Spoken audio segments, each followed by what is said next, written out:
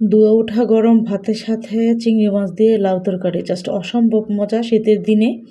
তো আজকে হচ্ছে লাউ রান্না করতেছি চিংড়ি মাছ দিয়ে, বেশ বড় সাইজের একটা লাউ। তো এখান থেকে আমি কম অর্ধেকটা নিয়ে নেবো, যেহেতু আমরা মানুষ 3 জন। তো লাউটাকে কেটে নিচ্ছি। তো আসসালামু আলাইকুম রহমতুল্লাহি ওয়া বারাকাতু। শখের রান্নাঘর থেকে সবাইকে জানাচ্ছি অনেক অনেক শুভেচ্ছা।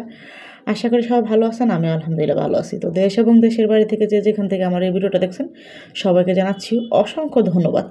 তো সব কিছু একসাথে রেডি করে নিয়েছি। সব কিছু একসাথে রেডি করে নিলে কিন্তু রান্নার কাজটা অনেকটাই সহজ হয়ে যায়। ধনিয়া পাতা কুচি করে নিয়েছি, টমেটো নিয়েছি, তারপর হচ্ছে লাউ কেটে ধুয়ে পরিষ্কার করে নিয়েছি। তো মাটির চুলায় আগুন ধরে দিয়েছি। এখন হচ্ছে দিয়ে দিলাম কড়াইতে চিংড়ি মাছ, পেঁয়াজ, পরিমাণ মতো তেল, স্বাদ মতো লবণ, হলুদের গুঁড়া, আর হচ্ছে অল্প একটু মরিচের গুঁড়া, আর হচ্ছে দিয়ে দিলাম ধনিয়ার গুঁড়া। এখন সব কিছু একসাথে খুব ভালো করে কষিয়ে নেব। তবে চিংড়ি মাছ দিয়ে লাউ রান্নাটা সবচেয়ে মজার হয়। অন্য মাছ দিয়েও মজা হয়, কিন্তু এটার মতো মজা আর হয় না।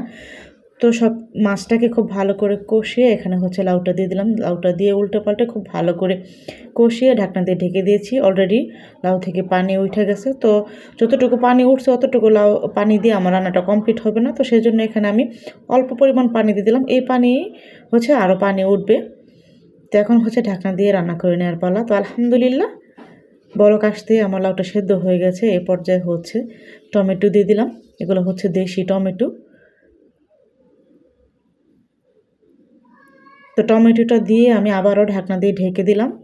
তো আলহামদুলিল্লাহ টমেটোটা সেদ্ধ হয়ে গেছে। এই পর্যায়ে হচ্ছে ধনিয়া পাতাটা দিয়ে তারপর হচ্ছে উঠিয়ে নেব। লাউ কিন্তু ধনিয়া পাতা আর টমেটো ছাড়া কল্পনাই করা যায় না রান্না। এই দুইটা দিলেই হচ্ছে লাউ রান্নাটা সম্পূর্ণ হয়। তো আলহামদুলিল্লাহ আমার লাউ তরকারিটা হয়ে গেছে। এই পর্যায়ে হচ্ছে আমি তরকারিটাকে নামিয়ে নেব। মাশাআল্লাহ কালারটা দেখেন ঠিক কতটা সুন্দর হয়েছে। ধোয়া ওঠা গরম ভাতের সাথে ধোয়া ওঠা লাউ তরকারি জাস্ট অসম্ভব ভালো লাগে। আপনারা কেমন করে খান অবশ্যই কমেন্টে বলবেন।